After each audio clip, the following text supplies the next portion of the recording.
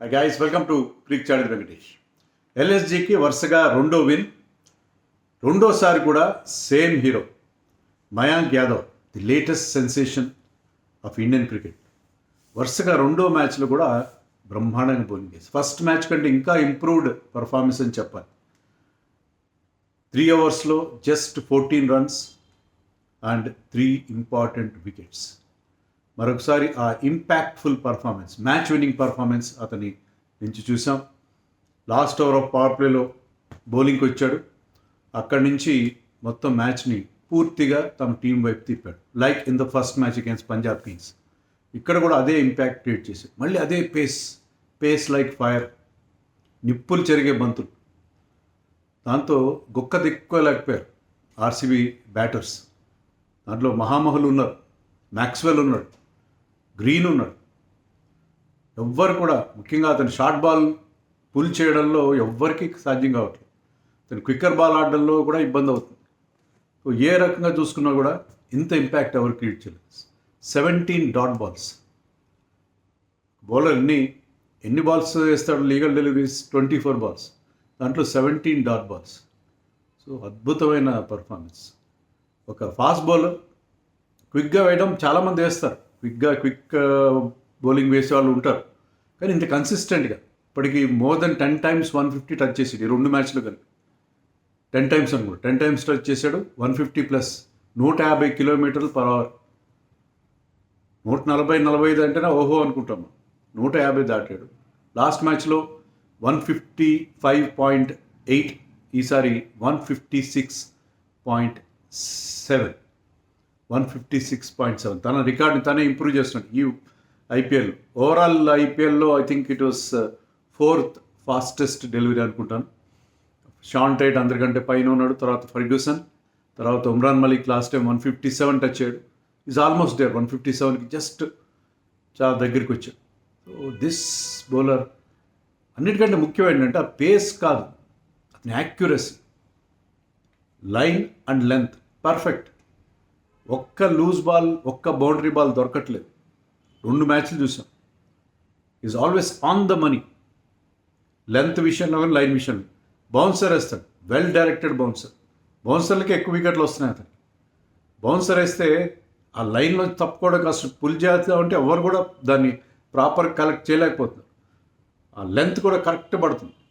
ఇంత రిథంలో ఉండే బౌలర్ ఇంకేం కావాలి వాళ్ళకి? అందుకే వరుసగా 2 ఫస్ట్ మ్యాచ్లో అతను ఆడించలేదు, అందుకే ఓడిపోయింది ఎల్ఎస్జీ. కానీ తర్వాత 2 మ్యాచ్ల్లో అతను ఇంపాక్ట్ క్రియేట్ చేస్తాడు. Of course he was not the only hero. Nicholas Pooran నుంచి మరొక ఫినిషింగ్ టచ్, అండ్ మరొకసారి Quinton de Kock played a wonderful knock as an opener. So very perfect win for LSG. And ఆర్సీబీకి మరొకసారి డిసప్పాయింట్మెంట్, హ్యూజ్ డిసప్పాయింట్మెంట్. ఎందుకంటే 4 మ్యాచ్లు ఆడిన మొట్టమొదటి side ఇది ఈ ఐపీఎల్ ఇప్పటివరకు. 4గిట్లో 3 ఓడిపోయారు. 2 వరుస హోమ్ డిఫీట్స్ వాళ్ళకి.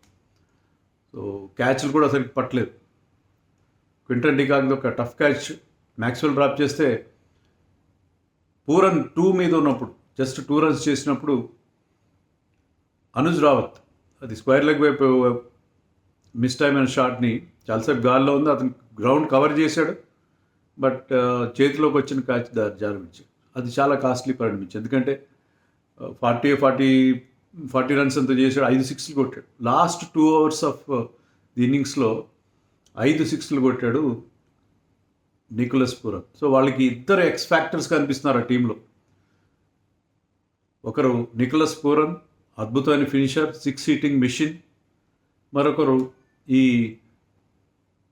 Fast bowler, express fast bowler, మామూలు పేస్ కాదు, భయంకరమైన వెన్నులో వణికి పుట్టించేంత వేగం. Cameron green was bold, was late on the ball, was beaten for pace. అంత స్పీడ్ వచ్చేసరికి 150+ డెలివరీ అనుకుంటుంది అతనికి. అదే no answer. And hit the top of the off stump. Coaches చెప్తారు fast bowlers, you hit the top of the off అని చెప్పి. So అదే చేశాడు. So he's a wonderful find for India. త్వరలోనే ఇండియా కలర్స్లో చూసే అవకాశం మనకు కనిపిస్తుంది. అంత అద్భుతమైన స్టార్ట్ అందుకున్నాడు Mayank Yadav. So RCB toss గెలిచి మరి ఇక్కడ ఎప్పటిలాగా అంతే కదా, ఇక్కడ చేజింగ్ గ్రౌండ్ ఇది, వాళ్ళు డెసిషన్ కరెక్టే. ముందు టాస్ గెలిచి ముందుగా బౌలింగ్ తీసుకోవడం కరెక్టే, చేజింగ్ టీమ్స్ గెలుస్తాయి ఈ గ్రౌండ్లో. కానీ నికోలస్ పూరన్, మయాంక్ యాదవ్ ఉండే టీంలో వాళ్ళు ఏం చేసినా ఒకటే. యాక్చువల్గా గమ్మత్ ఏంటంటే ఈ ఎల్ఎస్జీకి ఒక అద్భుతమైన రికార్డు ఉంది. వాళ్ళు 80% ఆఫ్ ద మ్యాచెస్లో వాళ్ళు ఫస్ట్ బ్యాటింగ్ చేస్తూ గెలిచారంట. 80%. 160 కనుక ఫస్ట్ బ్యాటింగ్ చేస్తూ వాళ్ళు 160 కనుక చేస్తే ఒకసారి కూడా ఓడుకోలేదు. కోర్స్ వాళ్ళకి థర్డ్ ఇయర్ మాత్రమే. But the team is so good in defending that target. 80% కంటే ఎక్కువ సందర్భాలు విన్నింగ్ పర్సంటేజ్ ఉంది వాళ్ళకి బ్యాటింగ్ ఫస్ట్. సో ఇక్కడ కూడా అదే వాళ్ళకి కలిసి వచ్చింది. 181 they were able to put on the board. Rahul last మ్యాచ్లో ఇంపాక్ట్ ప్లేయర్ కాడాడు, కానీ ఈసారి ఏంటో అతని ఇంజరీ అదేంటో అర్థం కాదు. లాస్ట్ మ్యాచ్లో అతను కీపింగ్ చేయడం కాదు, ఫీల్డింగ్ చేయడానికి కూడా రెడీగా లేడు, కానీ ఈరోజు ప్యాడ్లు కట్టుకుని కీపింగ్కి వచ్చేసాడు. He was looking fit. And అతను ఓపెన్ చేశాడు క్వింటన్ డికాక్తో కలిసి. RCB bowled very badly power play. Match తర్వాత డూప్లెసీ అదే చెప్పాడు వాళ్ళు కెప్టెన్, పవర్ ప్లేలో బౌల్డ్ అండ్ బౌండరీలు ఇచ్చేసాం మేము. వాళ్ళు నో వేరియేషన్స్. అఫ్కోర్స్ కొత్తవాడు రీస్టాప్లీకి ఇచ్చారు అల్జరీ జోసెఫ్ ప్లేస్లో. ఫస్ట్ ఓవర్లో 3 బౌండరీలు వెళ్ళినాయి. సిరాజ్ కానీ ఫస్ట్ స్పెల్లో తర్వాత బాగా వేసాడు మన Yash Dayal. No variations. They pace on balls వేస్తున్నారు, వాళ్ళు బౌండరీలు కొడుతున్నారు. మ్యాక్స్వెల్ వచ్చి కంట్రోల్ చేశాడు పవర్ ప్లేలో. Maxwell bowled beautifully. So Maxwell వచ్చేంత వరకు పరుగులు ప్రవాహం బట్ రాహుల్ అవుట్ అయ్యాడు last over of the power ప్లేలో పెద్ద షాట్ కోసం వెళ్ళి ఆయన 20 చేశాడు క్విక్గా. De Kock continued. Devdutt Padikkal fail అయ్యాడు. Stoinis look very good, but అతను ఎక్కువసేపు ఉండలేదు. ఉన్నంతసేపులో కొన్ని క్విక్ రన్స్ చేశాడు.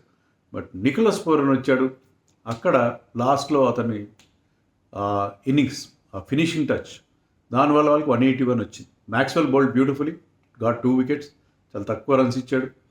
తర్వాత ఆ చేంజ్అప్స్, ఈవెన్ సిరాజ్ కూడా చివరిలో కొంత వేరియేషన్స్ చూపించాడు, స్లోయర్ వన్స్ యూజ్ చేశాడు. Yash Dayal was okay, but ఓవరాల్గా డిసప్పాయింటింగ్ డిస్ప్లే. రీస్టాప్లీ తన ఆఖరి ఓవర్లో ఎక్కువ రన్స్ ఇచ్చాడు, కానీ 3 సిక్స్లు ఇచ్చాడు, కానీ మధ్యలో ఒక 2 ఓవర్లు మంచి ఓవర్లు వేసాడు.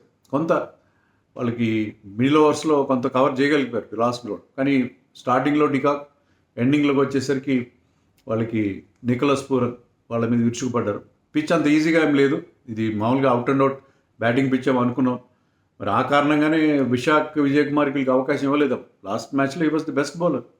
ఒక వికెట్ తీశాడు, చాలా టైట్ బౌలింగ్ వేశాడు. మరి ఎందుకని పక్కన పెట్టారు? ఈ స్లోయర్ వన్స్ అక్కడ వర్కౌట్ కావనుకున్నారు ఏంటో, కానీ స్లోయర్ వన్సే కాస్త ఏమైనా ఎఫెక్టివ్గా అనిపించినాయి పిచ్ పైన. But 181 was a good score on that pitch. ఎందుకంటే 2 పేస్డ్గా ఉంది వికెట్, అది ఈజీగా అక్కడ బ్యాటింగ్ పై. అదే మిడ్ ఇన్నింగ్స్ అప్పుడు మ్యాక్స్వెల్ చెప్పాడు 181 ఈజీగా చేంజ్ చేస్తారంటే కష్టమైనట్టుగా చెప్పాడు, ఎందుకంటే పిచ్ అంత ఈజీగా లేదు. అదే జరిగింది. Virat Kohli started off very well. ముఖ్యంగా ఒక straight drive off the back foot బ్రహ్మాండమైన టైమింగ్తో కొట్టాడు, sixer off Naveen ul Haq. Kohli super ఫామ్లో ఉన్నాడు అనిపిస్తే వీళ్ళు భలే పట్టుకొస్తారు. ఈ మయాంక్ యాదవ్ అలా పట్టుకొచ్చారో, మణిమారన్ సిద్ధార్థ్ కూడా అలాగే తీసుకొచ్చారు. లాస్ట్ దాంట్లో అతను ఫస్ట్ ఓవర్ బాగా వేసాడు లాస్ట్ మ్యాచ్లో. సెకండ్ ఓవర్లో శిఖర్ ధవన్ వెంట ఆఫ్టర్ హిమ్. కానీ ఇక్కడ ఏంటంటే అతను చాలా క్విక్గా వేస్తున్నాడు. He's clocking. మామూలుగా స్పిన్నర్స్ ఎంత స్పీడ్లో వేస్తారు? 80, 90, 100 కూడా టచ్ అవుతారు. ఇతను 100 కాదు కదా, 110 దాటుతున్నాడు, 113 దాకా వెళ్తున్నాడు. ఆల్మోస్ట్ మీడియం పేస్ లాగా వేస్తున్నాడు. అతను బాల్ స్వింగ్ చేస్తున్నాడో న్యూ బాల్తో వేస్తున్నాడు, స్వింగ్ చేస్తున్నాడో స్పిన్ చేస్తున్నాడో అర్థం కావట్లేదు. But he is getting results. అతనికి ఏంటంటే విరాట్ కోహ్లీ అవుట్ అయిన బాల్, అతనికి ప్రైజ్ వికెట్ వచ్చింది Virat Kohli first wicket in IPL. ఆ బాల్ కొద్దిగా టర్న్ అయింది. కొంత మిస్టరీ ఎలిమెంట్ ఉంది అతని బౌలింగ్లో. మామూలుగా ఏంటంటే అదేదో ఇన్ స్వింగర్ లాగా లోపలికి వస్తున్నాయి అతని బాల్స్, లేకపోతే బయటకు వెళ్తున్నాయి అవుట్ స్వింగర్ లాగా, కానీ ఆ బాల్ టర్న్ అయింది, కొంచెం ఇబ్బంది పెట్టి విరాట్ కోహ్లీ ఒక పెద్ద షాట్ ఆడే ప్రయత్నంలో వాజ్ కాట్. అది చాలా పెద్ద డ్రాబ్యాక్ అయింది. And Faf du Plessis got run out and brilliant direct hit from Devdutt Padikkal. He was looking good actually at that time. And Maxwell తర్వాత ఈయన వచ్చాడు, మయాంక్ యాదవ్ పిక్చర్లోకి వచ్చాడు. మ్యాక్స్వెల్ డక్అవుట్, ఒక పుల్ షాట్ ఆడబోయి డకౌట్, ఎక్స్ట్రా పేస్, ఇంకా తర్వాత క్యామరన్ గ్రీన్. రజత్ పటిదార్ కొంతవరకు ఫామ్లోకి వచ్చేటట్టుగా అనిపించాడు, ఈ కొన్ని మంచి షాట్స్ కొట్టాడు, కానీ అతను కూడా మయాంక్ యాదవ్ బౌలింగ్లోనే అవుట్ అయిపోయాడు. చివరిలో మహిపాల్ లమ్రోర్ కొన్ని లస్టీ హిట్స్ కొట్టాడు, దాంతో ఒక రెస్పెక్టబుల్గా అనిపించి 28 రన్స్ తేడాతో ఓడిపోయారు. డీకే కూడా ఫెయిల్ అయ్యాడు. డీకే 4th వికెట్ ఇచ్చున్నాడు Mayank Yadav, but that ball డిఆర్ఎస్కి వెళ్తే ఎంపైర్ అవుట్ ఇచ్చాడు, కానీ కొద్దిగా అబౌవ్ స్టంప్స్ వెళ్తుంది. అది 4th వికెట్. డీకే ఈసారి క్లిక్ కాలేదు. అనుజ్ రావత్ కూడా పెద్దగా రన్స్ చేయలేకపోయాడు, ఎందుకంటే ఎప్పుడైతే వాళ్ళు ముగ్గురు తొందరగా పవర్ ప్లేలో అవుట్ అయిపోయారు, all 3 KGF, Kohli, Glenn and Faf du Plessis, అక్కడే చేజ్ వాజ్ ఫినిష్డ్. మనకేమైనా పటిదార్, గ్రీన్ ఏమైనా ఆదుకుంటారనుకుంటే మరి మయాంక్ యాదవ్ అవకాశం ఇవ్వలేదు.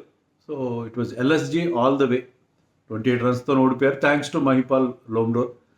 చాలా క్విక్గా 250 స్ట్రైక్ రేట్ ఆల్మోస్ట్, దాంట్లో 33 రన్స్ చేశాడు. దానివల్ల కొంత రెస్పెక్టబిలిటీ వచ్చింది ఆర్సీబీకి. చాలా డిసప్పాయింటింగ్. చిన్నస్వామి స్టేడియం చిన్నపోయింది ఎప్పుడైతే వికెట్లు టపటపా పడ్డాయి. 181 అంటే చేయొచ్చు అని అనుకున్నారు, ఎందుకంటే అది చేసింగ్ గ్రౌండ్. 181 పెద్ద స్కోర్ కాదు అక్కడ, కానీ ఎల్ఎస్జీకి ఉన్న bowling, Naveen ul Haq bowled very well, Yash Thakur in patches bowled well, ఇంకా బిష్నోయ్ గురించి వాళ్ళ గురించి చెప్పేదే ఉంది. So they had lot of options. So LSG looking very very good.